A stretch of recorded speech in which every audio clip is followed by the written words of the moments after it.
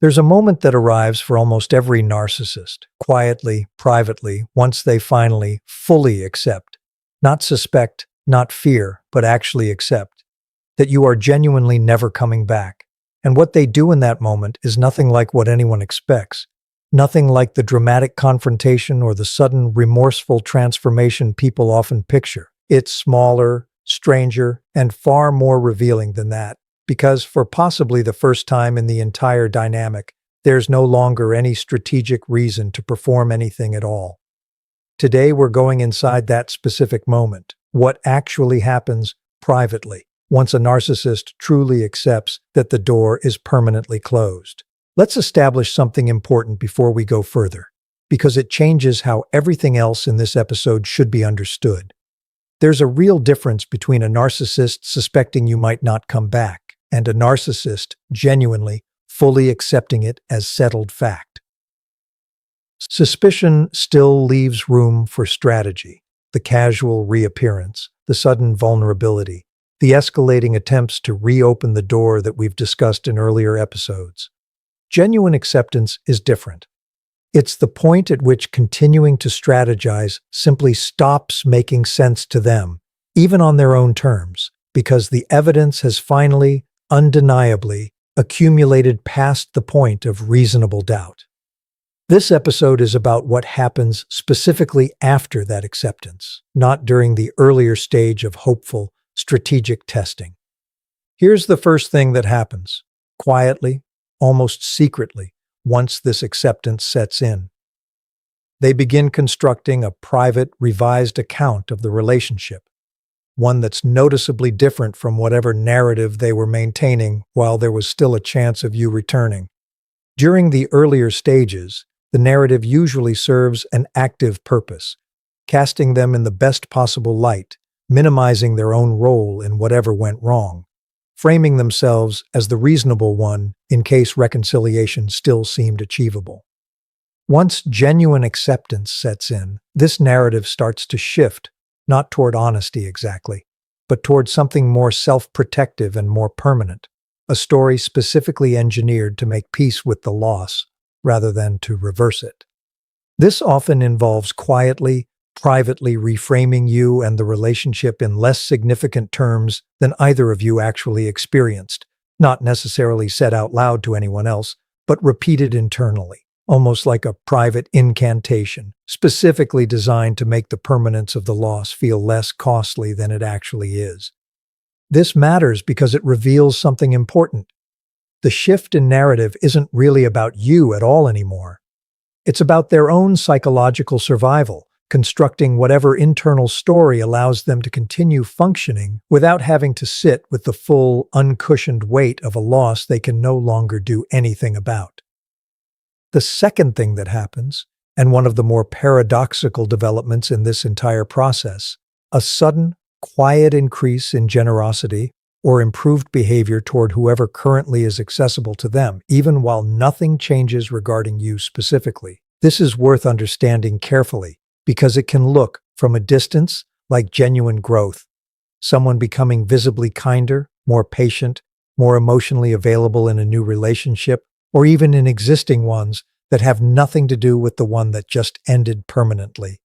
But this shift, when it happens specifically in the aftermath of accepting a permanent loss, is usually less about integrated insight and more about redirected effort. The same energy that used to go into managing, testing, or trying to win back a specific person now gets rerouted toward wherever it might still produce a return.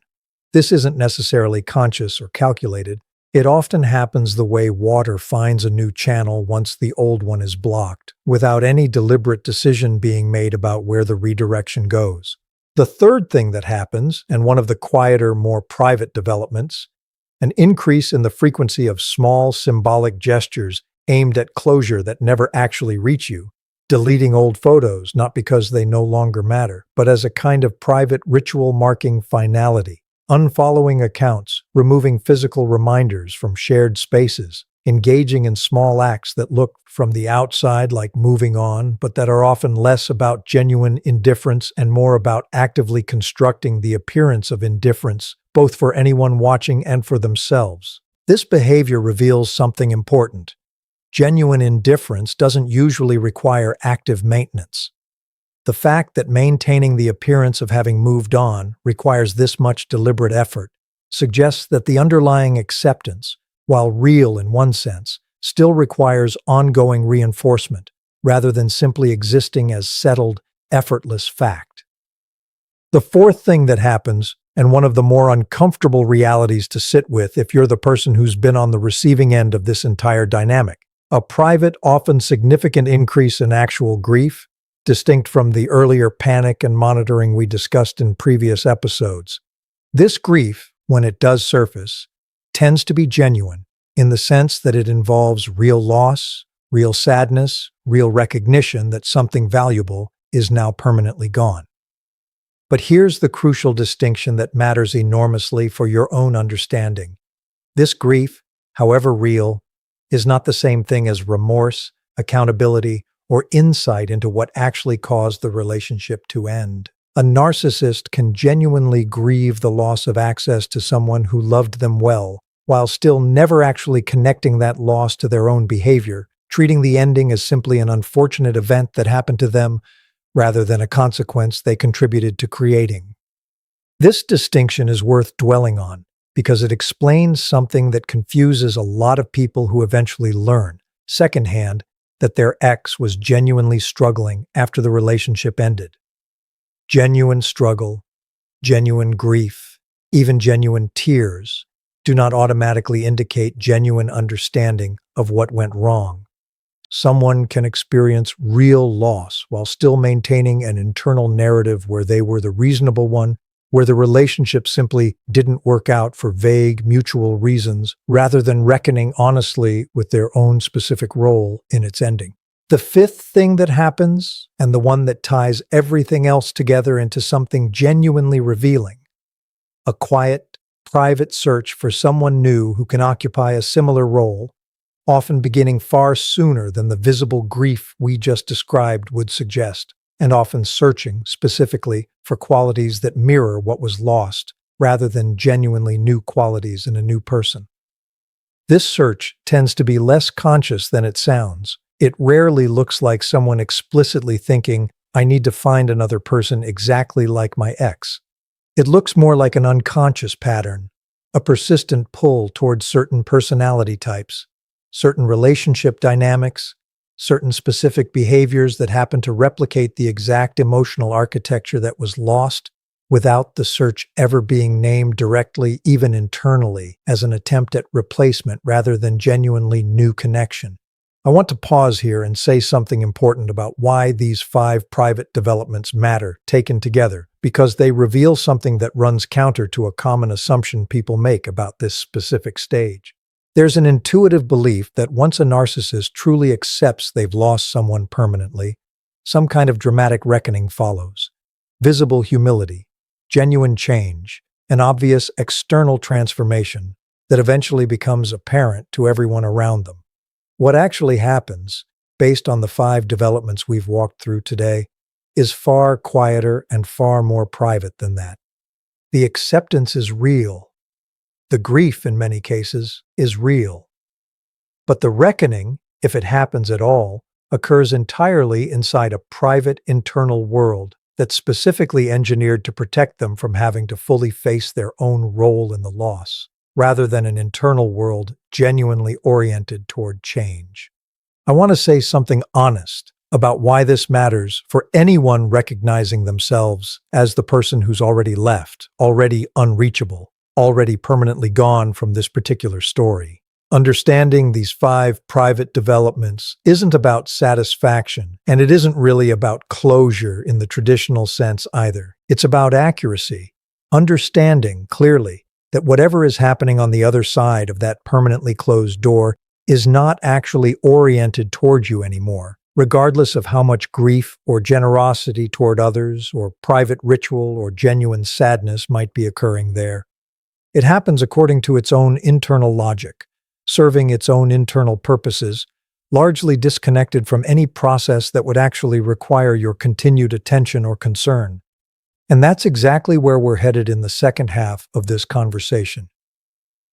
What determines whether any of these 5 private developments ever actually translate into genuine insight rather than simply serving as protective mechanisms? Why the 5th development, the search for replacement, often prevents the deeper reckoning that might otherwise occur, and why understanding this entire private process ultimately matters far more for your own permanent peace than it will ever matter for whatever happens next in a story you are no longer and were never obligated to remain. Let's talk about what determines whether any of these 5 private developments ever actually translate into genuine insight. Because this is the piece that separates a private reckoning that produces real change from one that simply serves as protective machinery, allowing the loss to be absorbed without ever actually being understood. Here's the first determining factor, and it connects directly to the 5th development we discussed, the search for replacement. When this search begins quickly, before any of the earlier developments have had time to actually settle and do their work, it tends to short-circuit the entire reckoning process before it can complete. This happens because a new source of supply, even an imperfect one, provides exactly enough distraction and exactly enough validation to make the harder internal work feel unnecessary. Why sit with the uncomfortable question of what actually went wrong when a new relationship is already providing enough of what was lost to quiet the discomfort that might otherwise have prompted real reflection? This is precisely why the timing of the replacement search matters so much more than people usually realize. A search that begins immediately, before any genuine grief has been allowed to fully register, almost always prevents the deeper reckoning from ever occurring at all, because the pain that would have driven that reckoning gets numbed before it can accomplish anything. The second determining factor, whether the private revised narrative we described in the first half, the one constructed to make peace with the loss, remains permanently fixed in its self-protective form, or whether it eventually gets revisited and revised again, this time with more honesty, once enough time has passed that the original sting has faded. This matters because the first version of any private narrative constructed immediately after a painful loss is almost never the most accurate one. It's constructed under duress, specifically to reduce immediate pain, which means it's usually distorted in whatever direction reduces discomfort most efficiently, often at the cost of accuracy. Some people, given enough time and enough subsequent life experience, do eventually revisit that original story and find themselves able to be more honest with it, once the raw urgency of needing protection from the pain has faded enough to allow a clearer look backward. Others never revisit it at all, treating the first, most self-protective version as permanently settled fact, simply because revisiting it would require reopening a wound that's already been carefully, if inaccurately, sealed over. The third determining factor, and one of the more important ones, whether life, going forward, actually produces new evidence that challenges the self-protective narrative, or whether circumstances simply allow it to remain unchallenged indefinitely. This is worth understanding because genuine insight rarely arrives through pure, spontaneous internal reflection alone. It usually requires some kind of external confrontation with reality that makes the old, comfortable story increasingly difficult to maintain. This might look like a new relationship developing the exact same problems in the exact same pattern, revealing that the issue wasn't actually specific to the previous relationship at all. It might look like a friend or family member eventually naming the pattern directly, refusing to simply validate the self-protective version of events. Without some version of this external challenge, the private narrative constructed in the immediate aftermath of loss can remain permanently unexamined, simply because nothing in the person's subsequent life ever forces a genuine reconsideration of it. I want to talk about what it actually looks like in the rarer cases where this deeper reckoning does eventually occur, because it's worth understanding what real insight looks like, distinct from the more common outcome of permanent, protective self-narrative. Real insight, when it does arrive, tends to be quieter and less dramatic than people expect. Not a single cathartic realization, but a gradual, accumulating willingness to revisit specific memories with more honesty than the original protective version allowed. It looks like actually remembering a specific moment of unfairness or cruelty clearly, rather than through the softened, self-justifying lens constructed immediately after the loss. It looks like being able to say, even only privately, even only to oneself, that wasn't actually about them being too sensitive, that was genuinely unkind, and I did that. This kind of honest reckoning, when it happens, usually arrives years rather than months after the original loss, long after any active grieving process has settled, and it almost never gets communicated back to the person it concerns, for all the reasons we discussed in earlier episodes about why apologies so rarely arrive and rarely land the way people hope, even when they eventually do. I want to address something important about why this entire two-part conversation matters, specifically for the person who has already left, already moved forward, already built a life that doesn't require any resolution to this particular story. Understanding these private developments, the revised narrative, the redirected generosity, the private rituals of closure, the genuine but disconnected grief, the search for replacement, was never actually meant to provide you with satisfaction about what's happening on the other side of a door you've already permanently closed. It was meant to provide you with something more useful and more durable, an accurate understanding that whatever process unfolds there, however it unfolds, is now entirely disconnected from anything you need to track, manage, or wait for in order to feel complete in your own life. This distinction matters because there's a subtle trap hidden inside even genuinely helpful information, like what we've covered across these 2 episodes. The temptation to keep monitoring, even from a distance, even purely out of psychological curiosity, whether any of these developments are actually happening, as though confirming them would provide some final, satisfying piece of closure you're still quietly waiting for. I want to name this trap directly because it's worth resisting. The actual value of understanding this entire mechanism was never about eventually confirming it's true for your specific situation. It was about releasing the need to know it all, trusting that some version of this private, complicated process is probably unfolding somewhere on its own timeline, according to its own internal logic, and recognizing that your own peace was never actually meant to depend on ever finding out the specific details of how it turns out. I want to leave you with an image because I think it captures everything we've walked through across both halves of this episode. Picture a house, once shared by 2 people, standing empty now on one side, not literally empty. Perhaps someone new eventually moves through its rooms, perhaps life continues there in some form, but empty in the specific sense that matters here. Empty of you permanently, in a way that's now simply quietly, a settled fact rather than an active crisis. Behind its closed door, all sorts of private, complicated things continue happening, entirely outside your view. Furniture gets rearranged, old belongings get sorted through and either kept or discarded, new occupants come and go, entire seasons pass with their light shifting differently across walls that used to hold a life you were once part of. You are standing now in an entirely different house of your own, one you've built deliberately on ground that has nothing to do with that old address at all. And here is the crucial thing worth understanding about the relationship between these 2 separate houses.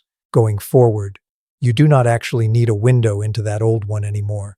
You do not need to know whether the furniture inside it has been rearranged with wisdom or simply shuffled around in continued confusion. You do not need updates on whether anyone new is finding warmth there, or whether the same old drafts that once made your own life there so difficult are still blowing through unaddressed. That house, and whatever continues happening privately inside it, belongs entirely to whoever's story is still unfolding there.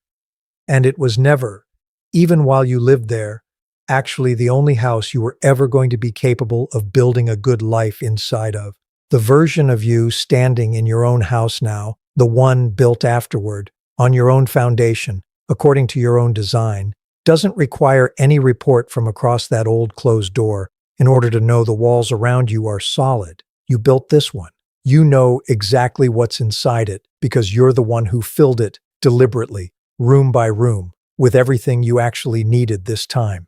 And whatever's still happening back there behind a door, you have no reason left to knock on. Whatever grief, whatever quiet revision, whatever search for someone new to fill rooms you once occupied, none of it changes a single thing about the solid, settled piece of the house you're actually standing in now. That piece was never waiting on a report from the other side of that door to become real. It became real the day you stopped needing one.